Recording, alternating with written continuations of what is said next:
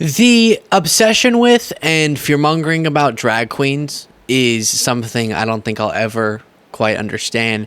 And that brings us to Marjorie Taylor Greene, who does that quite a bit. Now, what I want to get to in this segment, before or after looking at what we're about to, is why she does this. Because there's a very particular reason.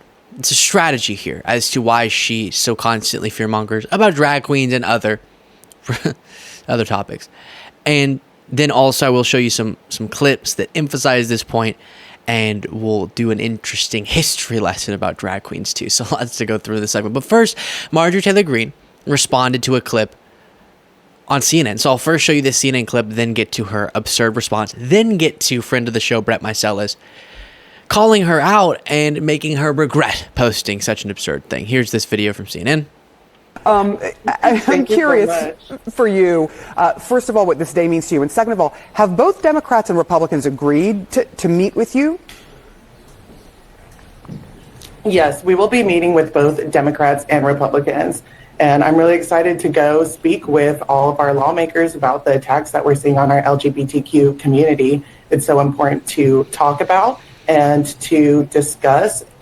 Right, so just sort of uncontroversial conversation going on where this drag queen is advocating on behalf of LGBTQ rights, I guess, in Congress.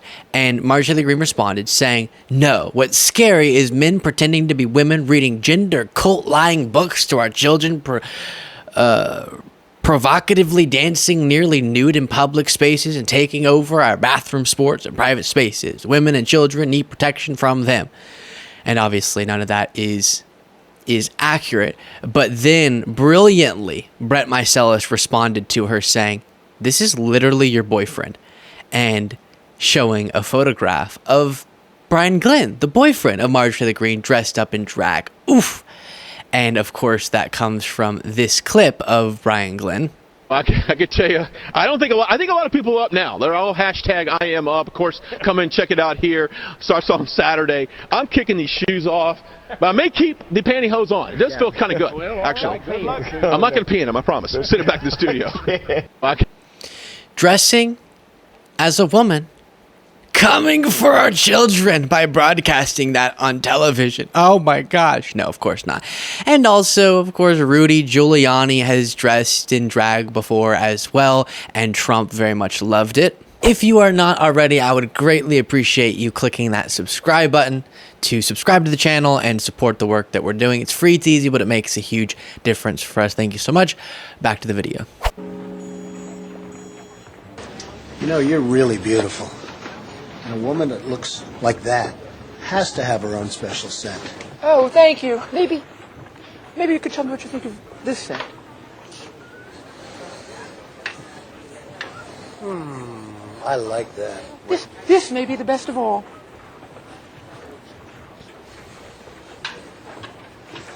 Oh, you dirty boy, you. Oh. Donald, I thought you were a gentleman. You can't say I didn't try. Yeah, so she's sort of an easy hypocrisy call out there. And I do think it should be noted that this just suddenly became a thing they were obsessed with. And that sudden obsession is very intentional. You know, we talked about how the migrant caravan storylines will be pushed on Fox News, and how the discussion of that caravan will be super high on Fox News before the midterms, for example, or an election, and then we'll just drop off right after the election because it was just for the purposes of scaring voters to make them go out and vote for Republicans. And same thing we've talked about before, the crime discussion before the midterm election, and then how it dropped. And it's a similar thing here. They have to find these culture war issues to obsess with and fearmonger about when there's not really a crisis there, but they convince people there is, and then scare the ever-loving you-know-what out of them so they go vote for Republicans. So that voters who support people like MTG don't think too long about some of the stuff we're going to go through, which is, if Marjorie Taylor Greene really cared about protecting the kids, as she says that her demonization of drag queens or LGBTQ people, she says it's justified to say the horrible things, to accuse the left at large of being pedos, That's justified because she wants to protect the kids, according to her. But she spends way more time talking about drag queens who they haven't brought forward evidence, harmed no children or killed no children, but very little time talking about this. Forbes reports, firearms now #1 cause of death for U.S. children. The #1 cause of death. She spends less time talking about that than myths that she's created in her head about drag shows that are the same way in a bar as they are out at some public parade or something, which is just not, again, ever demonstrated. Or I don't hear her talking about this huge reporting from the Washington Post. A Washington Post investigation found hundreds of law enforcement officers in the United States have sexually exploited kids. Many avoid prison time. Hundreds of law enforcement officers in the United States have sexually abused children, while officials at every level of the criminal justice system have failed to protect kids, punish abusers, and prevent additional crimes. Then I just have other articles too gross to talk about, but pastors just out the wazoo. We could find 10 billion examples, as I pulled up there, of exploitation of children or abuse of children. And again, I've said this every time we go over the police officer story, and it applies to these pastors, youth pastors, Catholic priests. I just want to be clear, because I know this is not everybody. When I talk about these stories, it's not to just demonize the law enforcement profession, right? Or demonize certain types of religions or something. It's because what's going on, while not representative of every of the group I'm talking about, obviously, because I don't speak like Marjorie Greene speaks about people, there's an issue there, and it's horrific, and we should care about accountability and prevention. And also, these issues are so prevalent, but not discussed by Republicans who say they want to protect the kids. But then they'll talk about made-up stories about drag queens. That's disturbing. They're willing to do that. And sometimes we'll hear Back the Blue as a way of justifying the lack of care for stories like this from someone like MTG. But then she doesn't care about Back in the Blue when it comes to the assault on the Capitol and police officers being attacked. Or she doesn't seem to acknowledge the huge investments in law enforcement that have been made by President Joe Biden. So that's more hypocrisy. But you also have her voting against the Protecting Our Kids Act, which was a wide-ranging package of gun control legislation, as connects to my earlier point. She voted against the, Baby Formula Act, when there was a shortage on baby formula. And then she voted against a bill, the Mental Health Matters Act, that invested in mental health services, including for our kids. And one of the reasons they say we can't do gun regulation is because we should really just focus on mental health, but then vote against investments in mental health. Now, I do want to read from the BBC an interesting bit of history, and then I'll show you some clips of Marjorie. Drag began out of necessity, although that's not to say its participants didn't enjoy it. When Shakespearean theater was shiny and new in the late 16th and early 17th centuries, the stage wasn't just a place of entertainment. It had strong links to the church, and with that came rules that only men could tread the boards. If that play you were in featured a few female roles, then it was up to a couple of the men in the cast to dress as members of the opposite sex, so the story didn't suffer. So interesting irony there too. The Marjorie Taylor Greenes of that time, if you know what I'm saying, who were so moral they had to keep women off of those theater stages, actually caused this type of art to be born. The performance by a man of a female role. Very interesting. And then obviously it's blossomed since then, and is a type of performance. And that's America, baby. Getting to express yourself in different ways. If that means dressing up as the opposite gender, then have a ball. Here's Marjorie Taylor Greene thinking that she's very smart, very sharp, witty, on the House floor, saying this. We've had enough with drag queen shows in elementary schools and middle schools and high schools. We've had enough of drag queens gyrating in front of children in the public square. These groomers and child predators must be stopped because they're sexualizing children for profit in a multi-billion-dollar medical industry that looks to grow and grow. Something must be done to protect the sacred identity of children because God made children. God made all of us, male and female, in his image he made us. And God doesn't make mistakes. I urge Then how do you explain you? every single Republican and members of Congress to co-sponsor my bill, and we must get it passed. This isn't just a Republican issue. This is an issue across the board. All voters agree. I've made this point every time we review this clip. By